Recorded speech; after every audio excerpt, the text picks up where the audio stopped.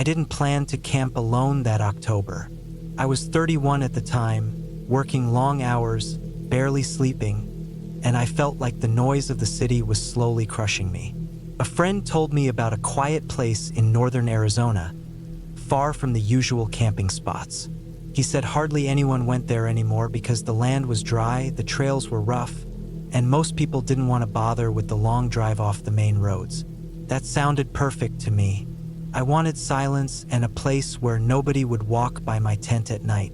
I left early in the morning, driving through empty highways as the sun came up. The sky was pale orange, with the light slowly stretching across the desert. I had everything packed: tent, food, emergency gear, a small first aid kit, and a GPS unit that was supposed to work even in remote areas. The deeper I drove into the backcountry, the rougher the ground became. The dirt road was covered in sharp rocks, and the car shook hard every few minutes. Dust kept rising behind me, making a thin cloud that followed me like a tail. By noon, I reached the end of the road. From there, I had to hike to a small flat area near a dry riverbed. The wind was light but steady, carrying the smell of dust and old wood. I set up my tent under a low cliff that provided a bit of shade. The rock surface was warm to the touch, almost hot. I laid out my gear, checked my water, and ate a simple meal. Everything felt normal, quiet, peaceful, exactly what I wanted. For a few hours, I just wandered around. The land stretched out in every direction, covered in short brush and scattered rocks. The colors were muted shades of brown, faded green, and patches of gray dirt. I found tracks here and there. Most looked like deer, some like coyotes. Nothing unusual. The sun began to fall behind the cliffs, and shadows grew longer and colder. By the time I crawled into my tent that night, the temperature had dropped fast. I didn't sleep right away. The desert air carried small noises, tiny cracks from cooling rocks, distant rustling from dry plants, the light tap of something small moving near the tent. But I had camped enough times to know these sounds were normal. I finally drifted off sometime after midnight. I woke up to a strange sound. It wasn't loud, but it was close, too close. It sounded like something dragging lightly across the ground, slow and careful. My eyes were wide open immediately. I didn't move. I didn't breathe too hard. I listened. The sound stopped. Then it started again, but this time on the other side of the tent. Slow, almost soft, like someone trying not to be heard but still brushing against dirt and leaves. I felt a cold pressure in my chest. I told myself it could be a deer, maybe a coyote. Animals wandered at night all the time, but the steps were too controlled, too deliberate. There was weight behind them, but also caution, almost like the thing was testing the area. I lay still until the noises faded. I didn't sleep anymore. I just stayed awake, listening to the wind scrape over the tent fabric until dawn. When sunlight finally hit the desert, I crawled out and checked the ground around the campsite. I found tracks, but they didn't look right. They were shaped like footprints but stretched out, too long, almost uneven, as if the person, or whatever it was, walked on the edges of the feet or didn't know how to place them naturally. The tracks circled my tent once and then wandered off toward the dry riverbed. My throat tightened.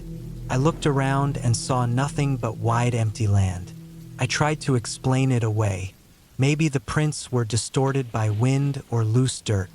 Maybe someone had walked through earlier and I hadn't noticed. Still, I packed my things tighter, checked my gear again, and carried a heavy piece of wood with me when walking around. I didn't want trouble, but I also didn't want to feel helpless. The day passed slowly. I walked the trails near the cliffs, keeping close to the camp. Everything felt normal again, but my nerves stayed tense. Every small sound made me look around. Every shadow felt like it moved a little too fast. By evening, I felt tired, but not in a peaceful way. More like my body was drained from staying alert for hours. As the sun dropped, the desert cooled quickly. I made a small fire to keep myself busy.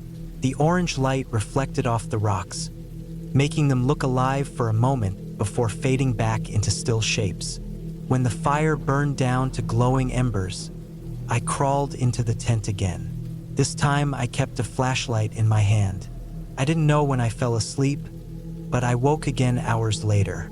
This time the sound wasn't scraping or dragging. It was breathing. Slow, steady, careful breaths coming from just outside the thin fabric of the tent. My skin went cold instantly.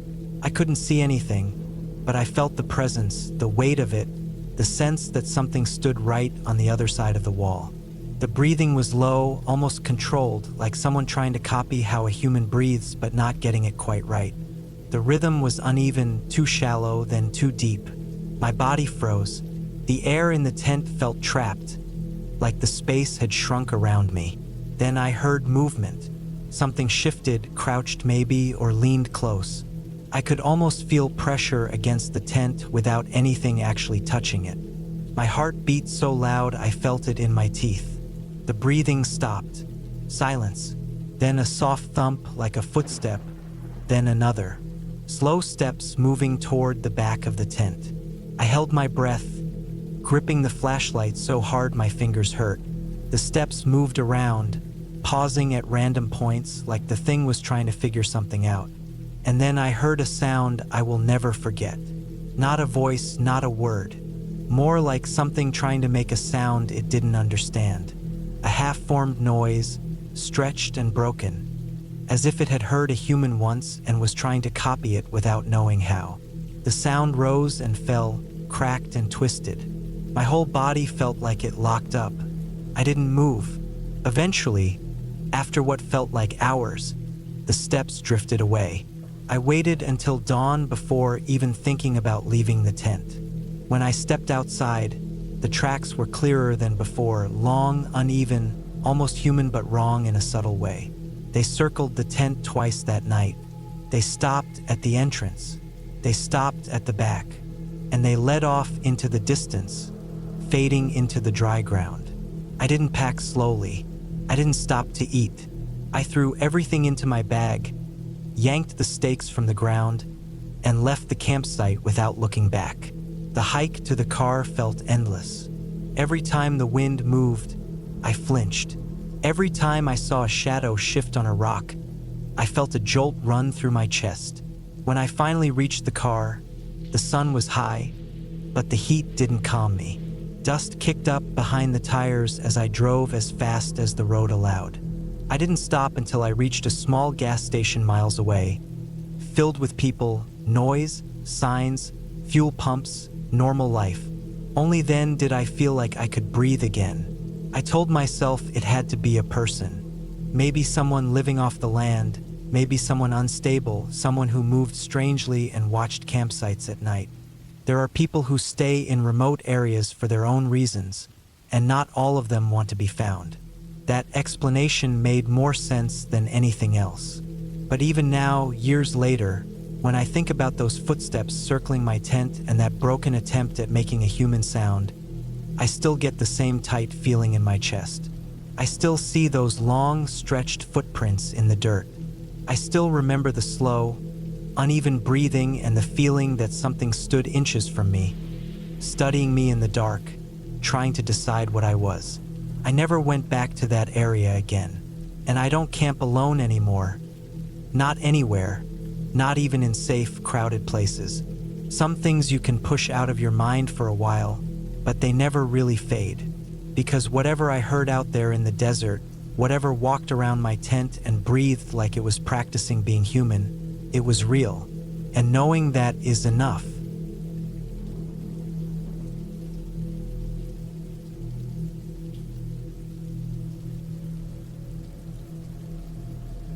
I had decided to take a short trip into the northern woods of Alberta in the early fall of 2019. I was 26 at the time, tired from long work weeks, and I wanted to be alone for a while, away from my phone, traffic, and people. The weather had been getting colder, especially at night, but the days still felt warm enough to camp without freezing. I packed my old tent, a sleeping bag that was thicker than it needed to be, a small stove, some canned food, and enough water for a couple of days. My plan was simple and quiet. Hike for half a day, set up camp near a small clearing I had seen on a map, and stay there for one night or maybe two if things felt good. The forest looked peaceful when I arrived. The leaves were turning orange and dull yellow, and the air smelled like wet soil even though it hadn't rained for 2 days. The sun still sat high when I started walking. The trail wasn't official, not one of the tourist ones. It was narrow, filled with roots, and felt like it hadn't been used much that season. Small birds hopped between low branches, and the only sounds were the crunching of old leaves under my boots and the wind moving slowly through the tall trees. For most of the walk, I felt calm, like I had stepped out of the world and into something older and quieter. After around 4 hours of steady hiking, I reached the clearing I had planned on using. The ground was mostly flat with a few stones, and there were thin pine trees circling around it like they were guarding it. A fallen log sat on the far side, half covered in moss. It looked perfect for the night. Nothing strange, nothing out of place.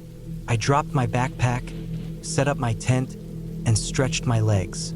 My back cracked loudly, and the cold wind made me rub my arms for warmth.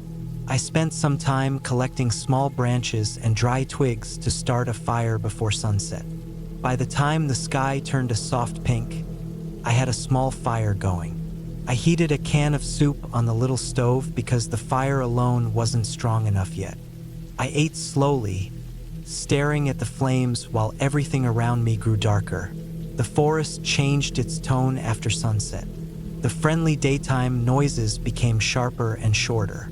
Every snap of a branch made my head twitch in its direction. But I wasn't scared, just alert, the way anyone becomes when they camp alone. When the sky finally turned dark, I crawled into my tent. The air was colder than I expected, and I wrapped myself tightly in my sleeping bag. The fire outside burned low, but the faint orange glow comforted me. I stared at the thin fabric of the tent ceiling and listened to the forest. There were distant sounds of something walking, maybe a deer, maybe a fox, occasional rustling in the bushes, branches shifting from the wind. Nothing unusual. I closed my eyes and drifted into a light, shallow sleep that didn't feel like real rest. I woke up sometime after midnight. The air inside the tent felt colder and almost thin. My breath came out as a small cloud. I didn't know what woke me at first, but then I heard it. Something faint and irregular, like a crack against frozen soil. It wasn't rhythmic, not the normal pattern of animals walking. It was slower, heavier, and spaced strangely. I lay still, holding my breath for long moments. The fire had gone out hours ago, and the forest was so dark that even the tent felt like a void around me. After a few minutes, the sound faded. I told myself it could have been anything, an animal slipping on wet ground, branches shifting under weight. I tried to sleep again, but my mind kept waking me up. Eventually, when the sky outside started turning into a very faint gray, I gave up and got out of the tent. I stretched my legs and turned on my flashlight. The light beam cut through the trees, and the forest looked normal again. Damp ground, fallen leaves, and endless trunks stretching outward. The air smelled colder than it should. I decided to take a short walk around the clearing to settle my thoughts. Sometimes walking made me feel grounded. A few minutes from my campsite, I noticed something odd. The soil looked disturbed, not like footprints, but like something had been dragged or pushed unevenly. I followed the marks without thinking much. It didn't take long before the smell hit me. It was faint at first, like something spoiled, but it grew stronger with every step. My stomach tightened. I knew exactly what kind of smell it was, even though I had never smelled it this strongly before. It was the smell of rot, heavy and sour. My flashlight landed on something pale between two fallen branches. I froze. For a second, I didn't understand what I was looking at. Then the shape became clear. It was a human leg. Bare. Stiff, The skin was a strange color, almost gray. My whole body tensed, but I forced myself to move the light again. A few inches away, mostly hidden by leaves, was the rest of the body. A man, lying face down, wearing a torn jacket that looked like it had been dragged across rough ground for a long time. His hair was matted, his skin cold and lifeless, his hands stiff at his sides. He looked like he had been there for days, maybe longer. I felt my heartbeat start pounding so fast it made my neck pulse. The forest around me suddenly looked different. Every shadow felt sharper. Every tree looked like it was watching me. I wanted to run, but I couldn't force my legs to move. I crouched down slowly, making sure not to touch anything. The man had bruises on the back of his neck and dirt packed into his fingernails. Something bad had happened to him, something violent enough to leave him hidden in a place barely anyone passed through. My mind raced as I looked around the forest, checking every direction. I didn't see anyone. I didn't hear anyone, but the silence felt heavier than before, like the woods were holding their breath. I backed away slowly until I reached the clearing. My hands were shaking. I packed my things as fast as I could. I kept glancing at the tree line every few seconds, expecting someone, to appear. Nothing did, but the fear was still there, pressing against the back of my skull.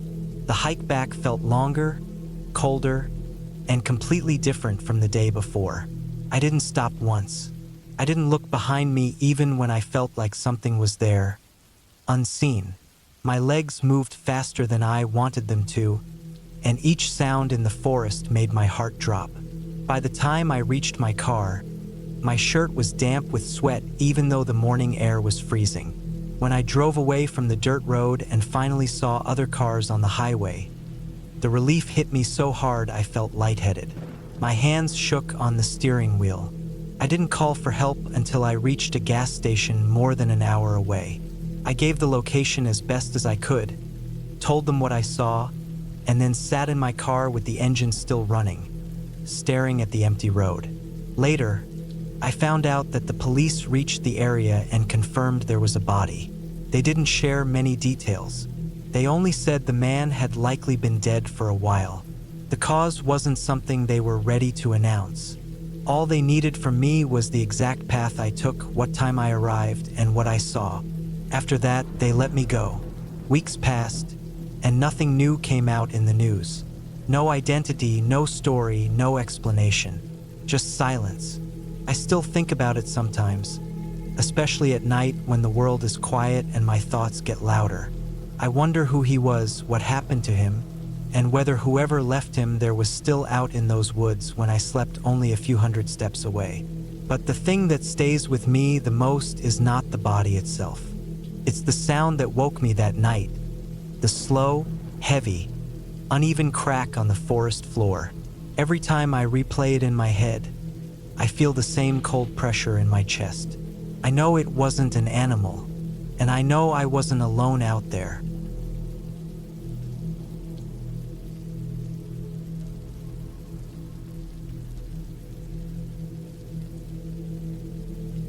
It was the summer of 2019, and I decided to take a solo camping trip in the dense forests near the northern edge of Minnesota. I was 27 at the time, recently out of college, and I needed some time alone to think. I packed my small, worn-out backpack with essentials: a tent, sleeping bag, water filter, some granola bars, a small camping stove, and a flashlight. My old pickup truck rattled along the dirt roads until I finally reached a secluded spot by the edge of a small lake. It was the perfect place, or so I thought. The first day was calm. I set up my tent near a cluster of pine trees, a safe distance from the water, but close enough to hear the gentle lapping of the lake against the shore. I collected firewood, feeling the rough bark against my hands and the dry needles underfoot. By evening, the sky was a deep orange, and I cooked a simple meal of canned beans and instant rice. The sun disappeared behind the trees, and darkness settled quickly. I could hear the distant calls of loons from the lake and the occasional rustle of small animals in the underbrush. Felt peaceful, almost too peaceful. The first night was uneventful. I slept fitfully in my tent, hearing the familiar sounds of the forest. Whined through the trees, the snap of twigs under unseen feet, and the soft splash of water. But when I woke just before dawn, I noticed something strange. The firewood I had stacked perfectly was now scattered around in a rough circle. At first, I thought maybe an animal had disturbed it, but the placement seemed deliberate, almost like someone or something had walked around it. I shrugged it off, telling myself it was the wind or a raccoon, and went about my morning routine. I spent the day hiking along a narrow trail that followed the edge of the lake. The forest was dense, the kind where the sunlight barely reached the ground, making shadows cling to every tree. I noticed animal tracks in the mud. Deer, raccoon, maybe even a coyote. But then I saw something odd. Footprints that didn't match any animal I knew. They were human-shaped but larger than mine, with deep impressions as if someone heavy had been walking through the soft soil. I froze, scanning the surrounding trees, but saw nothing. I shook my head and convinced myself it was just a hunter who had passed by days before. That night, I built a fire closer to my tent, making sure it was big enough to feel safe. I cooked another simple meal, and the flames cast dancing shadows around the clearing. Around midnight, I woke to a faint sound, something like dragging. It was slow, deliberate, coming from the direction of the trail I had walked earlier. I froze, my heart hammering. I grabbed my flashlight and shone it toward the sound. The beam caught movement. A figure at the edge of the tree line, tall and hunched, staying just out of clear view. I stayed completely still, holding my breath. The figure didn't move for a long minute, just stood there, almost blending into the shadows. Then it slowly disappeared behind a thick cluster of pines. My mind raced. Maybe it was a lost hiker, maybe someone else camping, maybe a deer standing on its hind legs. I didn't know, but something in the way it moved felt deliberate, almost like it was studying me. Sleep was impossible after that.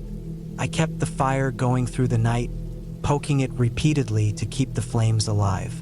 Every snap of a twig made me tense. Every rustle of leaves made me jump.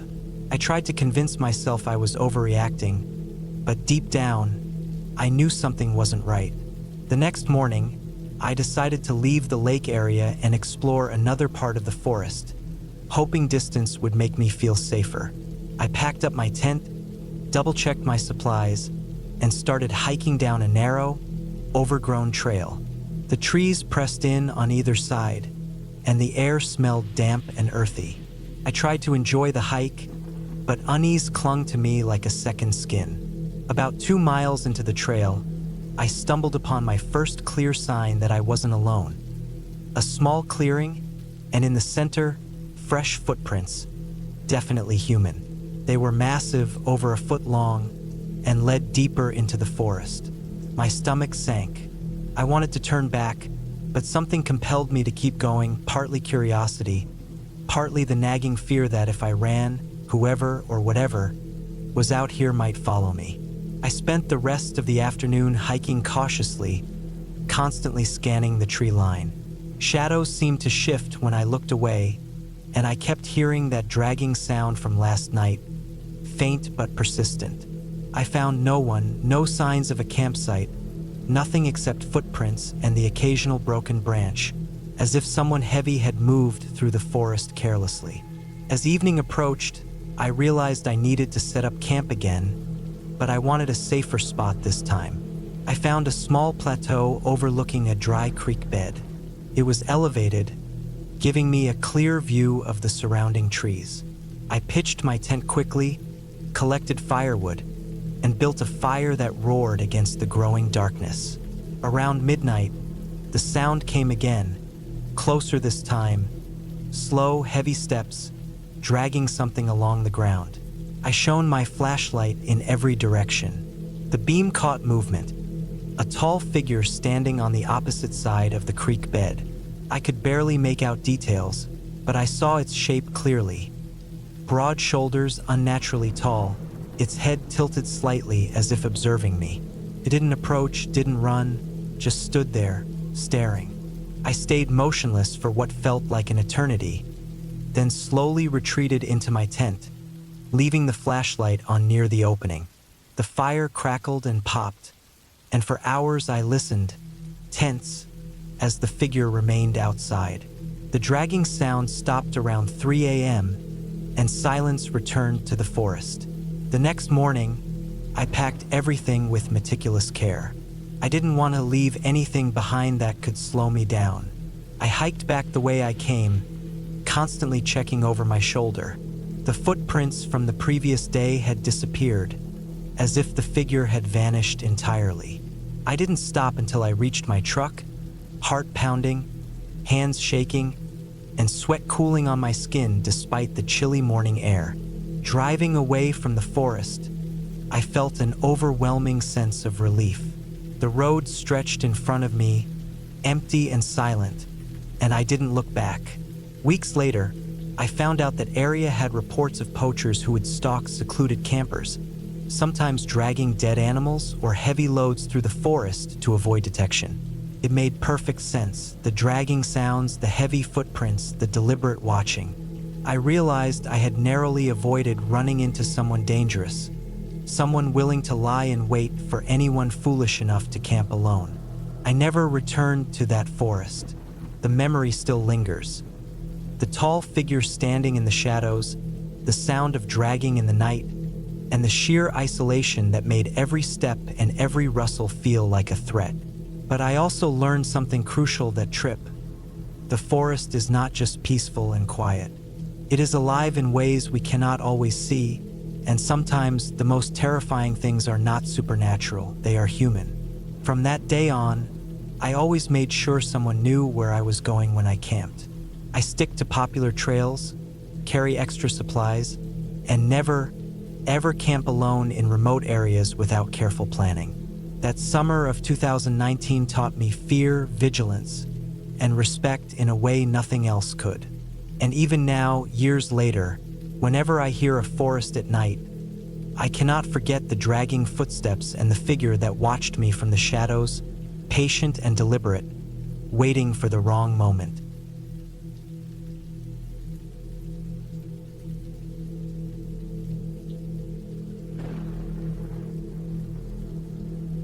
I drove into the northern part of Wyoming in the fall of 2019, a few weeks after my 29th birthday. I had been planning a small solo hunting trip for months. Work had been crushing me down to the point where even silence felt loud, and I just wanted a few days of cold air, empty land, and no responsibilities. The weather was supposed to be dry, and the forest roads in that region were known for being quiet but not completely abandoned. Felt like the right place to clear my head. I reached the trailhead late in the afternoon and spent the first hour hiking into the woods. The trees were tall and spaced just enough to let strips of sunlight fall onto the ground. Every few feet, the leaves made a soft crunch under my boots. The air felt thin and sharp, and each breath carried the smell of pine and dirt. The closest town was over an hour away by car, and I liked that distance. I set up camp in a small clearing near a narrow creek, just a basic spot with enough room for my tent, my pack, and a small fire. I spent the first evening preparing everything for the next morning. I sharpened my knife, checked my rifle twice, sorted my food, and made sure my tent stakes were deep. I wanted everything perfect before night dropped. When the sun finally slipped behind the trees, the temperature fell fast. The fire became the only warm thing in sight. I sat there for a long time just listening to the creek, letting the crackling of the fire mix with the soft sound of running water. It felt peaceful in a way I hadn't felt in months. That first night passed without anything unusual, but I still woke up several times. Not from fear, just from the cold. The kind of cold that makes your fingers stiff even inside the sleeping bag. By sunrise, I was already moving. I followed a ridge line deeper into the forest, scanning the ground for tracks, listening for movement. I walked slowly and stopped often, the way I had been taught years ago. Most of the time, the only sounds came from the wind pushing through the branches above me. Around midday, I found several old deer tracks, but nothing fresh. I kept walking until the ridge dipped downward into darker, denser trees. That part of the forest felt different. The air seemed thicker, and the ground was softer under my boots. I didn't see much wildlife, which was strange because the place looked perfect for animals. Still, I pushed deeper, wanting at least one real chance before the day ended. At some point in the late afternoon, when the sun was already sliding lower, I found something that felt wrong right away. About 30 yards ahead, in a little pocket of trees, I spotted a dead deer. At first, I thought maybe another hunter had taken a shot and didn't recover the body, but when I got close, it didn't look like that at all. The deer was torn open across the stomach, but the cuts weren't clean. It looked messy, dragged, opened in a way that didn't match a normal predator kill. The legs were twisted, and the body looked like it had been moved several times. I crouched down beside it and studied the ground. The dirt around the deer had prints, but they overlapped so strangely that I couldn't identify any clearly. They looked almost like boot prints, but with odd spacing and dragging marks mixed in. Something had been here, something bigger than a normal animal, or at least something that didn't move the way a normal animal should. I stayed there for too long, trying to understand what I was looking at. Eventually, the light dropped enough that I realized I had made a mistake by walking this far. I headed back faster than I should have, almost jogging through the trees. The forest felt heavier as it darkened, and every sound seemed sharper. A single crack of a branch in the distance made my chest tighten. I didn't see anything following me, but the feeling that something else was out there grew with every minute. I reached camp just as the last light faded. I didn't even bother cooking much. I ate something cold and small, then stared at the darkness between the trees for longer than I'd admit. I told myself it was just the long day making me paranoid, but the image of that twisted deer stayed with me. I finally crawled into my tent and shut the zipper slowly, almost as if noise alone would draw attention. Sleep came in short pieces. Every few minutes I woke up. Sometimes I heard nothing. Sometimes I heard something so small that I convinced myself it was just branches settling. But then, deep in the night, I woke to a sound that made my stomach sink. A slow, steady crunch of leaves, moving close to my campsite. Not rushing, not stumbling, just walking. It came from the direction of the creek.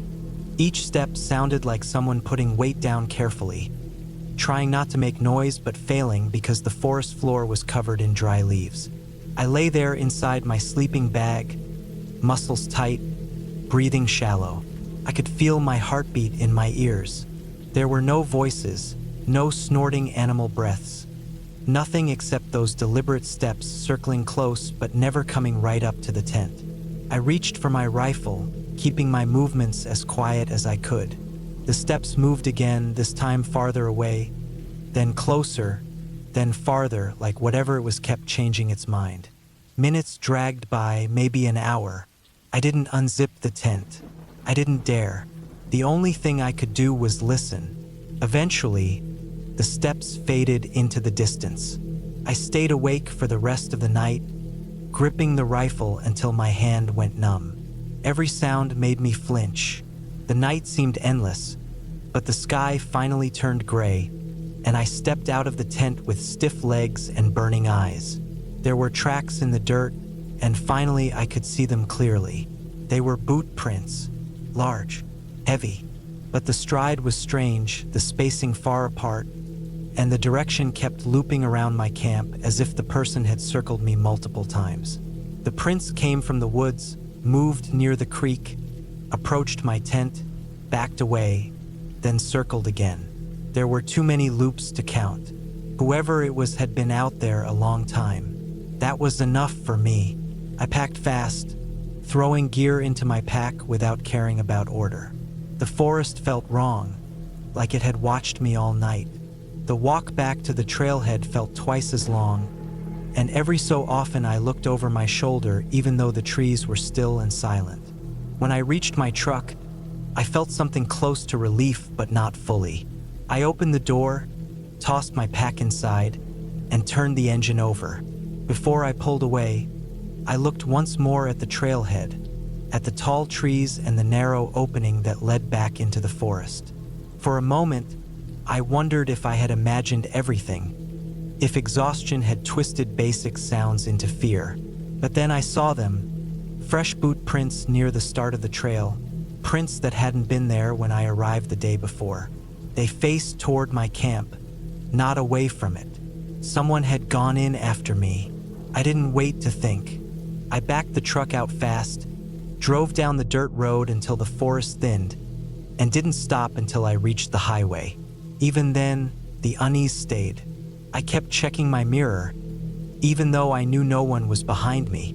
In the weeks that followed, I replayed the sounds, the tracks, the dead deer, the strange circling steps. I tried to explain it to myself in simple ways. Maybe a lost hiker, maybe someone living out there illegally, maybe just a person who didn't want to be seen.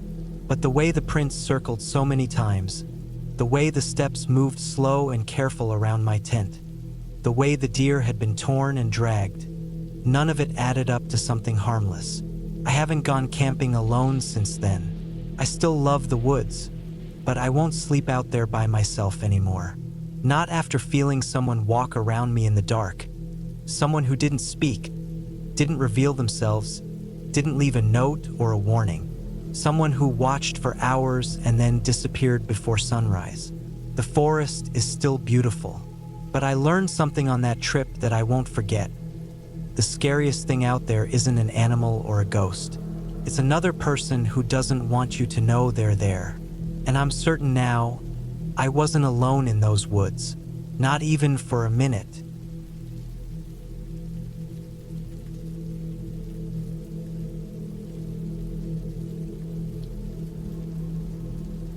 I was 29, and in the spring of 2018, I decided to take a solo camping trip deep in the White Mountains of New Hampshire.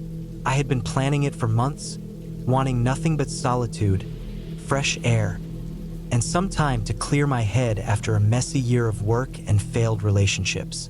I picked a small, almost forgotten trail near Mount Carrigain, where maps barely marked any camping spots and cell service was practically non-existent. I wanted isolation, and I was getting exactly that. The first day was perfect. I hiked with a light pack, enjoying the scent of pine and damp earth after an early morning drizzle. By mid-afternoon, I had found a flat clearing near a small creek that trickled quietly through the forest. The ground was soft but not muddy, and a few large rocks made natural seats. It felt like my own secret little world. I set up my tent, a lightweight two-person model even though I was alone, and arranged my gear neatly inside. The sky was cloudy but bright enough that I didn't worry about rain yet. I spent the rest of the day exploring the surrounding forest, snapping pictures of moss-covered trees and the occasional deer tracks in the mud.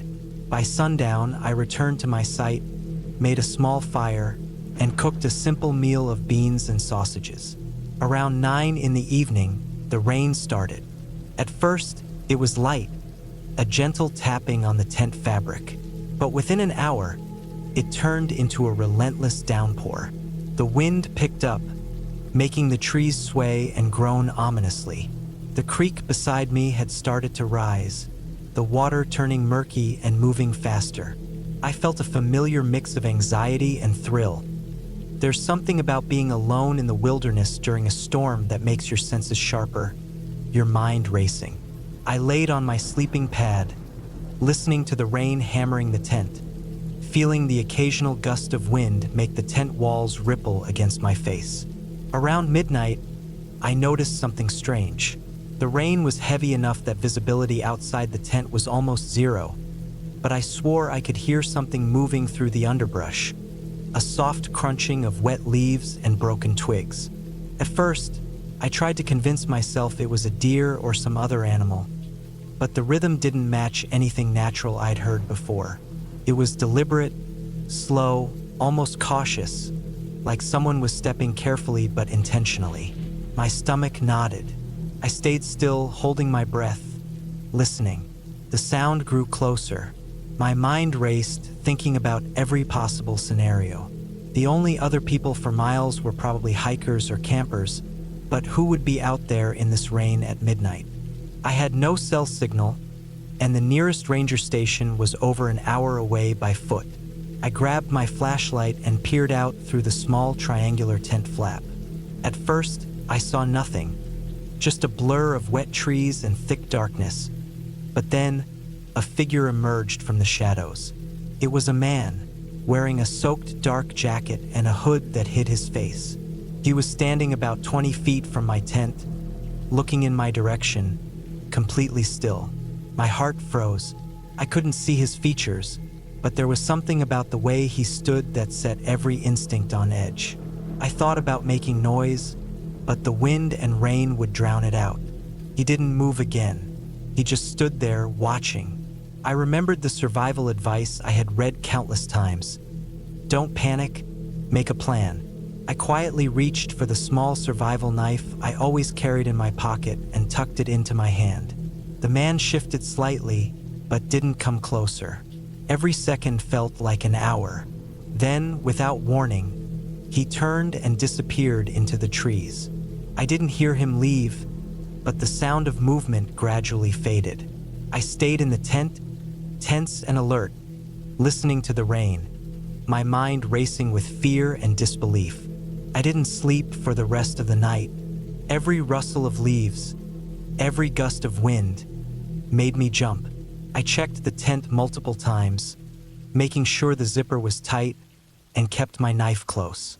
The storm continued, unrelenting, and the creek beside me was now dangerously swollen. By dawn, the rain slowed to a drizzle, but the forest around me felt alien. The once familiar clearing seemed different, almost menacing in the gray morning light. I packed my gear quickly, careful not to leave anything behind, and began hiking back to the main trail. As I made my way through the wet forest, I kept thinking about the figure. I had seen him, no doubt about it, and I couldn't understand why he had been there. Maybe he was a local who didn't expect to see anyone. Maybe he had been lost. Maybe I didn't want to consider the worst. My pace quickened when I heard something snap behind me. I didn't look back. I didn't stop. My boots squelched in the mud, the rain still dripping from the pine branches above. After what felt like hours but was probably 30 minutes, I finally saw the trailhead. A few early hikers passed me, curious glances thrown my way, and I didn't care. By the time I got to my car, soaked and exhausted, I felt a wave of relief I can't describe. The city lights in the distance seemed impossibly bright and safe. I locked the doors, sat inside, and just breathed. I called the local ranger station and reported what I had seen, giving as much detail as I could. They told me they had received occasional reports of people in the area, mostly hikers and a few campers, but no one matching the description I gave. They warned me to stay safe and never go back alone to that part of the forest. Driving home, I kept replaying the night over and over. The fear, the tension, the rain, the figure standing so still. It all felt like something from a nightmare. But what made it real was the fact that there was no fantastical element, no ghost or monster, just the raw, primal fear of being completely alone and vulnerable in the wilderness, with someone or something watching. That night changed the way I approached the outdoors. I still camp and hike, but I never go alone anymore, especially in remote areas. I learned to respect the forest in a new way, to trust my instincts, and to always be prepared for the unexpected. The man in the rain never returned, and I never found out who he was or why he had been there. But the memory stays with me. Clear, vivid, and unsettling. A reminder that sometimes the scariest moments are grounded in reality, not imagination. And while the experience was terrifying, it ended with a lesson. Vigilance, preparation, and respect for nature, and for other people, can be the difference between a night of fear and a night of disaster. I survived, and I came away with a story that no one will ever fully understand unless they've been there, alone, in the middle of a storm, and felt the weight of another presence watching from the dark.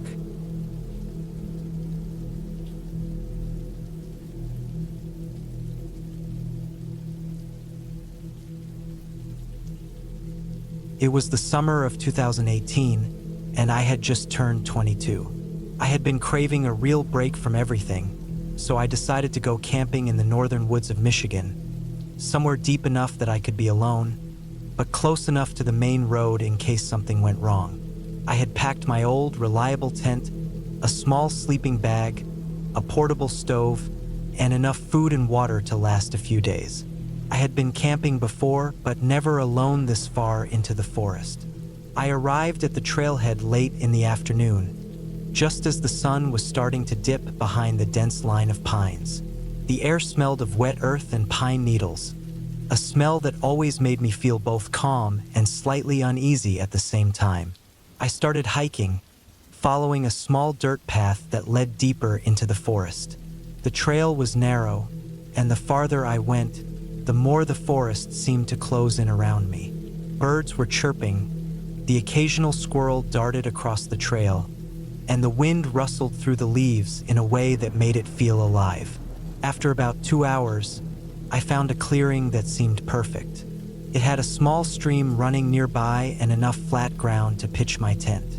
I set up camp, arranging my supplies neatly, and built a small fire. I sat there for a while, just listening to the forest. It was quiet in a way that felt almost unnatural, like the world had been paused and I was the only one moving. As night fell, I crawled into my tent, the sounds of the forest growing sharper and stranger in the darkness. The stream babbled softly, but other noises, snapping branches, rustling leaves, made me tense up. I tried to tell myself it was just animals, deer or raccoons, maybe even coyotes moving around. But something about the way the sounds shifted, as if they were moving around me rather than along the trail, made me uneasy. Around midnight, I woke to the sound of heavy breathing. First, I thought it was mine, but it wasn't. It was low, measured, and definitely coming from outside. I froze, my heart hammering. I had a small flashlight, but I didn't want to leave the safety of my tent to see what it was.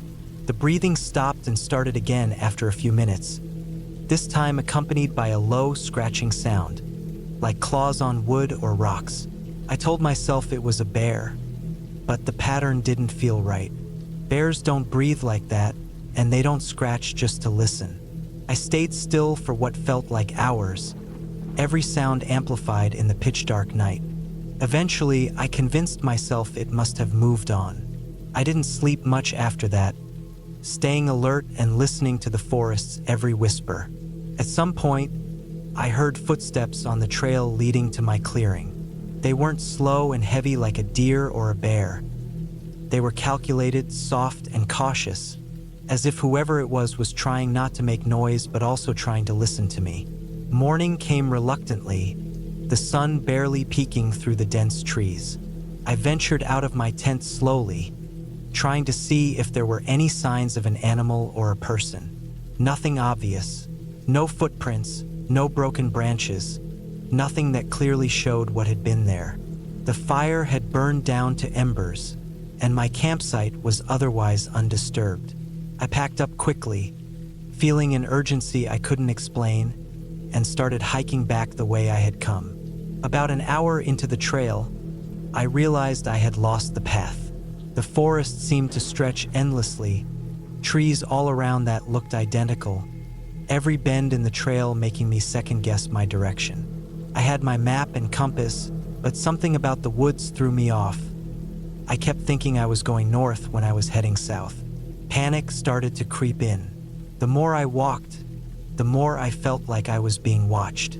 Every time I turned my head, I thought I saw movement just out of the corner of my eye, always disappearing when I looked directly.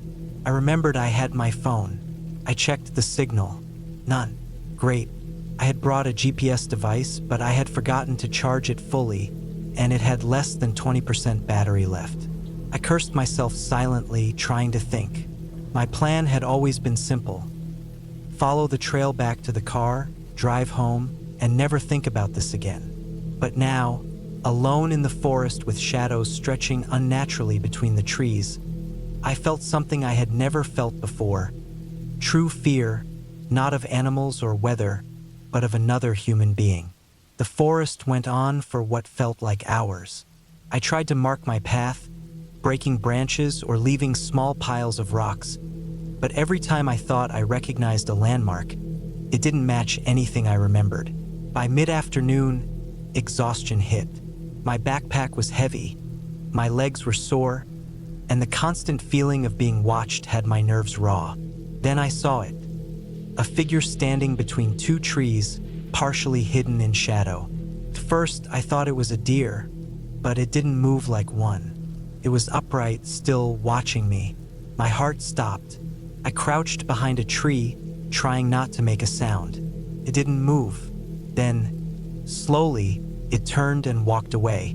I waited for what felt like an eternity before I dared to move. I kept moving carefully, trying to stay off the main trail. I remembered something from a survival article I had read. If you feel unsafe and alone, keep moving toward water. Streams usually lead to larger rivers or roads. I followed the sound of a distant stream, moving quietly, avoiding open spaces as much as possible. Eventually, I found it. A small creek, the water rushing over rocks. Relief washed over me. I followed it downstream, praying it would lead to civilization. Hours later, as the sun started to dip again, I saw a faint trail in the distance. It looked like it had been walked on, maybe by hikers or locals. I ran toward it, calling out every so often. Finally, after what felt like days, I reached a dirt road. My car wasn't far. When I got there, I locked the doors immediately, my hands shaking, and drove straight to the nearest town. I didn't stop until I reached a gas station. I bought water, food, and finally called a friend to come pick me up.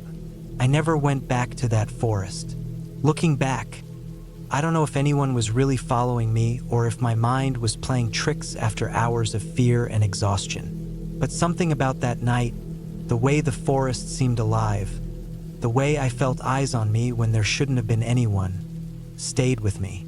I still go camping sometimes, but I stick to places with other people nearby, where the quiet of nature is comforting, not threatening. That experience taught me something I didn't expect.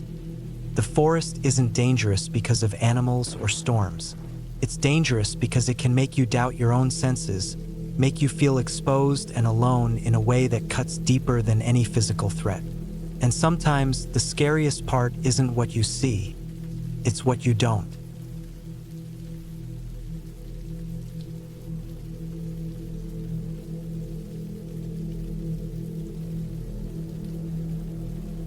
It was the summer of 2018, and I had decided to take a solo camping trip in the Austrian Alps. I was 27 at the time, and though I had been camping before, I usually stuck to more populated spots. This time, I wanted isolation, the kind of solitude that lets you breathe without hearing another human for miles. I had my old, beaten-up backpack, a tent that had survived more than a few storms, a small stove, and a notebook. I drove from Vienna in my old VW Golf, following narrow mountain roads that twisted endlessly. By late afternoon, I had parked near a small, almost hidden trailhead that led up into the hills. The sun was dropping behind the peaks when I reached a small clearing I thought would be perfect for my tent. A brook trickled nearby, surrounded by clusters of pine trees, and the air smelled clean, almost sharp with the scent of damp moss and pine needles. I set up my tent carefully, checking each peg and guy lines, making sure it would hold if the wind picked up overnight. As I worked, I noticed a thin figure standing at the edge of the clearing, just at the tree line. At first, I thought it was a hiker passing through, but something about him didn't feel right. He was tall and oddly thin, his clothes dark and hanging loose, almost blending into the shadows of the trees. I couldn't make out his face clearly, but I had the sinking feeling he was staring at me. I forced myself to focus on my tent, telling myself I was being paranoid. People hike alone all the time. Once my tent was up, I cooked a small meal on my stove and sat on a flat rock by the brook, listening to the water and the distant calls of birds returning to their nests. The sun disappeared completely, leaving the forest in a dim twilight. That's when I noticed him again. He was closer this time, maybe 30 or 40 meters away, just standing perfectly still, watching. I froze. I thought about calling the police, but my phone barely had a signal, and I didn't want to attract attention if I didn't need to. I packed up my cooking gear quietly and crawled into my tent, pretending I was asleep. I kept my small flashlight and a folding knife within reach. The forest around me was alive with the usual night sounds: the rustling of leaves, the croak of frogs, the occasional snap of a branch under the weight of an animal. But there was another sound too, subtle but unmistakable: the soft crunch of footsteps on the forest floor. They weren't random. They were deliberate, circling around the clearing, pausing, then moving again. My heart pounded, and I kept my eyes on the tent's small mesh window, trying to see without being seen. Hours passed like that. The footsteps would approach and retreat, sometimes lingering so close I thought he was right outside the tent. I didn't dare move, didn't dare breathe too loudly. Every shadow seemed to stretch toward me. Every gust of wind through the pines sounded like someone whispering my name. I didn't sleep at all. When the first light of dawn crept into the tent, I finally unzipped it slowly, peering out. The man was gone, or at least I couldn't see him. The clearing looked normal, quiet, as if nothing had happened. My legs were shaking, my mouth dry. I packed everything as quickly as I could, deciding to hike back down to the main road. I stayed alert, scanning every tree line and rock formation, but the forest seemed empty. I didn't see him again that morning. By the time I reached the road, I felt a small sense of relief, though it didn't last long. A local gas station had a board listing missing hikers, and as I glanced at it, a chill ran down my spine. 2 hikers had disappeared in that exact area just months before, and another report mentioned a strange man seen near campsites. I didn't linger. I filled my tank, bought a bottle of water, and drove straight back to Vienna, my hands gripping the wheel so tight they were sore by the time I got home. Weeks later, I couldn't shake the feeling that I had been followed. I kept replaying that night over and over, the way he moved, the way he watched, the silence he carried with him. Then I saw it in the news. A man was arrested in Upper Austria, living alone in a cabin in the forest. Authorities found evidence of break-ins, stolen supplies, and disturbing items that suggested he had been watching campers for months, maybe years. I couldn't confirm it, but the description matched perfectly. I started to think about what would have happened if I had left my tent at night or if he had decided to get closer. The thought was enough to keep me from sleeping with the lights off for days. I realized that the world could be terrifying even without ghosts, even without legends. Real people, real threats were far more frightening. After that, I avoided remote camping trips.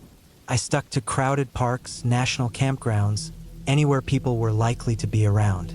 I told a few close friends about the experience, though not all the details. Some didn't believe me. Some thought I was overreacting. But I knew what I had felt that night. The kind of fear that comes from knowing someone is silently observing you, waiting. Years later, I returned to the same general area, but I never camped there again. I hiked during the day, always keeping the trail visible, always within reach of the road. I brought a GPS, a bear spray, and a new sense of caution. Even then, the memory lingered. The crunch of footsteps, the weight of his gaze, the darkness that wasn't natural. Looking back, I realized how lucky I was. Luck, timing, And maybe the fact that I had stayed calm enough to avoid confrontation probably saved me. That night in Austria taught me that fear is not just about what we imagine. It's about the instinctual understanding that some people have intentions we cannot predict, that danger can be silent, patient, and terrifyingly real. Even now, when I hear a branch snap behind me while hiking or see a figure in the distance that seems out of place, I can't help but remember that night. I remember the man who watched me from the shadows, whose silence screamed louder than any threat, and I am grateful for the stark clarity it gave me. The wilderness is beautiful, but it is not forgiving, and it hides its dangers in ways we rarely expect. I never returned to solo camping in the Alps, but I never completely gave up hiking. I learned to respect both the beauty and the danger of isolation. And sometimes, when I drive past those narrow mountain roads or glimpse a quiet clearing, I remind myself of how fragile safety can be, and how deeply awareness and caution can protect you when luck isn't enough.